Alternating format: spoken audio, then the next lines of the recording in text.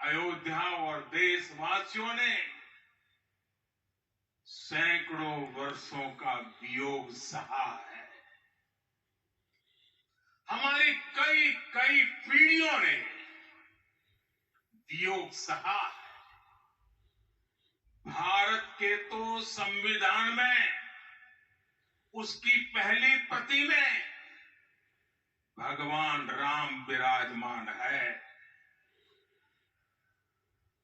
संविधान के अस्तित्व में आने के बाद भी दशकों तक प्रभु श्री राम के अस्तित्व को लेकर कानूनी लड़ाई चली।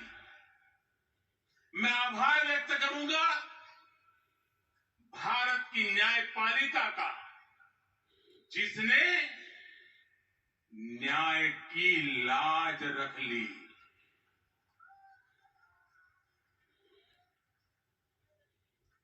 न्याय के पर्याय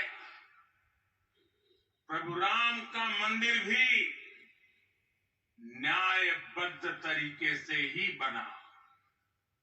साथियों, आज गांव-गांव में एक साथ कीर्तन संकीर्तन हो रहे हैं। आज मंदिरों में उत्सव हो रहे हैं। स्वच्छता अभियान चलाए जा रहे हैं। पूरा देश आज दीपावली मना रहा है। आज शाम घर घर राम ज्योति प्रज्वलित करने की तैयारी है। कल मैं श्री राम के आशीर्वाद से धनुषकोडी में राम सेतु के आरंभ बिंदु अरिचल मुनाई पर था। जिस घड़ी प्रभु राम समुद्र पार करने निकले थे, वो एक पल था जिसने काल चक्र को बदला था। उस भावमय पल को महसूस करने का मेरा ये विनम्र प्रयास था। वहां पर मैंने पुष्प वंदना की। वहां मेरे भीतर एक विश्वास जगा कि जैसे उस समय काल चक्र बदला था, उसी तरह अब काल चक्र फिर बदलेगा और शुभ दिशा में बढ़ेगा। अपने 11 दिन के व्रत अनुष्ठान के दौरान मैंने उन स्थानों का चरण स्पर्श करने का प्रयास किया जहां प्रभु राम के चरण पड़े थे। चाहे वो नासिक का पंचवटी धाम हो, केरला का पवित्र त्रिपायर मंदिर हो, आंध्र प्रदेश में लेपाक्षी हो, श्रीरंगम में रंगनाथ स्वामी मंदिर हो, रामेश्वरम में श्री रामनाथ स्वामी मंदिर हो, या फिर धनुषकोडी। मेरा सौभाग्य है कि इसी पुनीत पवित्र भाव के साथ मुझे सागर से सरयू तक की यात्रा का अवसर मिला। का इतिहास साक्षी है कि कई राष्ट्र अपने ही इतिहास में उलझ जाते। ऐसे देशों ने जब भी अपने इतिहास की उलझी हुई गांठों को खोलने का प्रयास किया, उन्हें सफलता पाने में बहुत कठिनाई आई। बल्कि कई बार तो पहले से ज्यादा मुश्किल परिस्थितियां बन गई। लेकिन हमारे देश ने इतिहास की इस गांठ को जिस गंभीरता और भावुकता के साथ खोला है, वो ये बताती है कि हमारा भविष्य हमारे अतीत से बहुत सुंदर होने जा रहा है। वो भी एक समय था जब कुछ लोग कहते थे कि राम मंदिर बना तो आग लग जाएगी।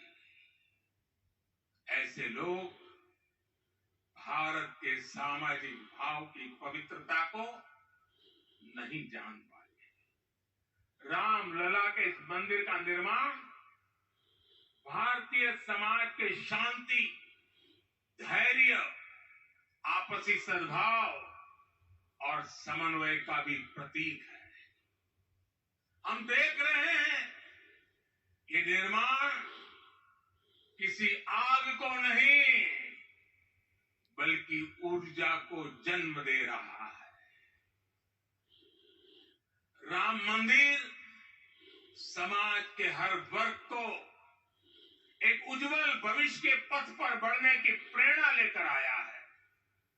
मैं आज उन लोगों से आह्वान करूंगा, आइए आप महसूस कीजिए, अपनी सोच पर पुनर्विचार कीजिए।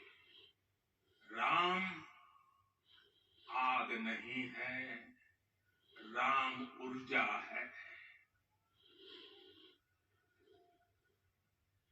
राम विवाद नहीं, राम समाधान है। राम सिर्फ हमारे नहीं है, राम तो सबके हैं। राम वर्तमान नहीं, सिर्फ वर्तमान ही नहीं, राम अनंत काल है। साथियों, आज जिस तरह राम मंदिर प्राण प्रतिष्ठा के इस आयोजन से पूरा विश्व जुड़ा हुआ है, उसमें राम की सर्वव्यापकता के दर्शन हो रहे हैं। कल्याण में लगे हुए, भारत निर्माण में लगे हुए संगठनों के प्रतिनिधि, महिमा समाज, अकाली, निरंकारी, राम नामधारी, राधा स्वामी, वरकरी, वीर शैव, हर कोई भारत की समस्त मत पंथराय की जो अलग अलग धाराएं हैं, वो आज उनका यहाँ पर समागम हुआ है, आज उनका यहाँ पर संगम हुआ है। और पूरी दुनिया चकित रूप में देख रही है कि किस तरीके से वैविध्य में एकता का प्रमाण, विविधता में एकता का प्रमाण, बहुरंगी सतरंगी विविध रंगी संस्कृति का आज यहाँ पर सम्मेलन हुआ है और पूरी दुनिया उल्लासित है। संभवतः इसीलिए कहा गया है कि मैं एक बिंदु परिपूर्ण सिंधु, यह मेरा हिंदू समाज, मेरा इसका संबंध अमर, मैं व्यक्ति और यह है समाज। इससे मैंने पाया तनमन, इससे मैंने पाया जीवन, मेरा तो बस कर्तव्य यही, सब कुछ कर दूं इसको अर्पण। मैं तो समाज की थाती हूँ, मैं तो समाज का सेवक हूँ, मैं तो समष्टि के लिए व्यष्टि का कर सकता बलिदान अब है। हिंदू तनमन, हिंदू जीवन, रग रग हिंदू मेरा परिचय। तो निश्चित तौर से पहुंचे हुए संत समाज का, आम जन का, जनता जनार्दन का, विशिष्ट अतिथियों का, आज अयोध्या धाम में भगवान श्री राम के मंदिर में प्राण प्रतिष्ठा कार्यक्रम इस मायने में भी विलक्षण है क्योंकि समूची भारत की सारी परंपरा, सभी धर्म, संप्रदाय, मत, पंथ, सबका यहाँ पर सम्मेलन हुआ है। एक यहाँ पर ऐसा समागम हुआ है जो सनातन संस्कृति के शाश्वत स्वरूप को स्थापित करता है। यहाँ पर शैव, वैष्णव, शाक्त, पत्य, गणपत्य, सिख, बौद्ध, जैन, दशानंद, शंकर, रामानंद, रामानुजाचार्य संप्रदाय, निम्बार्का संप्रदाय, विष्णुनामी संप्रदाय, राम स्नेही संप्रदाय, पंथों में घीसा पंथ, गरीबदासी, गौड़िया, कबीर पंथी, वाल्मीकि पंथी, धार्मिक संगठन